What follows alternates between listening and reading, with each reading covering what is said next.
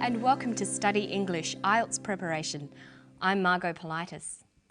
Today we're going to talk about how to describe the appearance or character of animals and people. Here's the clip. Listen to some descriptions of a very strange octopus. You couldn't get an animal that is sort of more different or more alien to us. They've got such a weird shape. They've got 8 arms coming off their mouth. When they walk around, it's like they're running round on super lips. They've got a head in the middle of their body. They've got a donut-shaped brain. They've got 3 hearts, blue blood and jet propulsion. And they've got a bag on the back that they stick all the body bits in.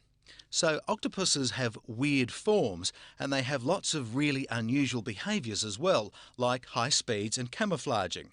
I think the reason that octopuses have ended up having such weird forms and all these different sorts of behaviours is because they're a really good meal. They have no bones, no armour, no poison and no spines. They're popular prey, so they have to be very fast and clever at squeezing through tiny holes and really good at hiding from animals that want to eat them. So having to get away from their predators in the sea has made them evolve into amazing creatures. So they certainly are very strange creatures. Let's begin today by talking about how we order descriptions. When you write something down, you will have already thought about what you want to say. The next step is to decide how you want to structure your description. Today's description of an octopus starts with an interesting statement telling us how strange and unusual the octopus is compared to humans. This is to attract the attention of the reader or the listener. Let's listen.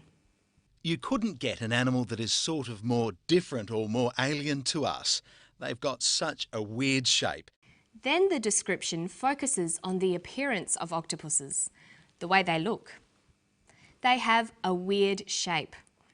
Which of the octopus's characteristics is described next? So octopuses have weird forms and they have lots of really unusual behaviours as well, like high speeds and camouflaging. He talks about the behaviours of the octopus. So he begins by talking about the way an octopus looks, and then he talks about its behaviours, the way it acts. There are many other headings we could use to organise a description of something. For example, if you want to describe a person, you might think about their age, height, hair, eyes, face, skin, or other features. For example, how would you describe this person? She has brown hair and brown eyes. Her face is long and narrow. Her skin is tanned. We could also say that she is of average height and has a slim build. You might even want to guess how tall she is. In Australia, we use centimetres to measure height, but many people still use feet and inches to describe height. So we might say she is 5 feet 6 inches or 167 centimetres tall. Have a look at these pictures. Which person has brown hair, blue eyes, a round face and freckles? Well, they both do. Which person is a teenager with long, straight hair and big eyes? Which person is middle-aged with frizzy hair and glasses? You can see that the same person can be described in different ways, depending on what you want to focus on. The more vocabulary you know, the better your descriptions will be. Now, listen for another way of describing a person or animal. They've got a head in the middle of their body, they've got a donut-shaped brain, they've got 3 hearts, blue blood and jet propulsion. The octopus has a donut-shaped brain. There's not many people you could say that about. But when describing things, it can be useful to compare something with a common shape. So a person might have an oval-shaped face, almond-shaped eyes and a pear-shaped body, like this. But what if you don't want to describe the way a person looks? You might want to describe someone's personality or character. Let's hear more about the octopus. They're popular prey, so they have to be very fast and clever at squeezing through tiny holes and really good at hiding from animals that want to eat them. So having to get away from their predators in the sea has made them evolve into amazing creatures. He describes the octopus as fast, clever, good at hiding, and amazing. When we are describing someone or something, it's a good idea to make a list of headings to help organise the description. We can talk about intellect. A person might be clever, wise, bright, smart, foolish, or even stupid.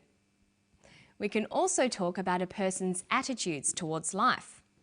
We could say a person is sensible, introverted, extroverted, optimistic, or pessimistic. Or we might talk about their attitudes to people. Are they polite, generous and kind, or are they impolite, greedy and mean? And we can describe someone's behaviour too. Are they positive, interesting and confident?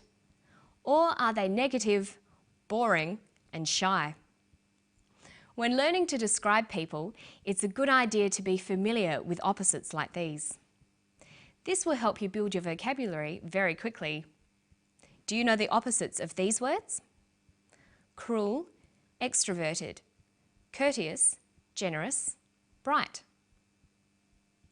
The opposites are kind, introverted, rude, selfish, and stupid. Sometimes it sounds better to use one of the more positive words to describe someone. Mary was really cruel. You could say, Mary was not very kind. I think Kylie is rude. I think Kylie is not always polite. Now let's work on building up your vocabulary about body parts. We'll begin by listening to the clip again. Listen for words that describe the body parts of the octopus. They've got such a weird shape. They've got 8 arms coming off their mouth. When they walk around, it's like they're running round on super lips. They've got a head in the middle of their body. They've got a donut-shaped brain. They've got 3 hearts, blue blood and jet propulsion. And they've got a bag on the back that they stick all the body bits in. He uses the words mouth, arms, lips, head, body, brain, heart, blood and back. These all refer to parts of the body that you might want to describe, so it's important to know them. The easiest way to remember large families of words like these is to have a system. You should organise the words by association. For example, you could begin with the face and remember all the words that relate to the face: eyes, mouth, nose.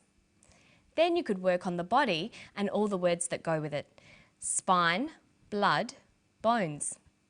And then you can do this for the head, the legs, the arms. Rhymes can also be helpful when you're trying to remember new words. A rhyme that Australian children learn in school is head and shoulders, knees and toes, eyes, ears, mouth and nose. Or maybe you could try to find words with similar sounds and group them together.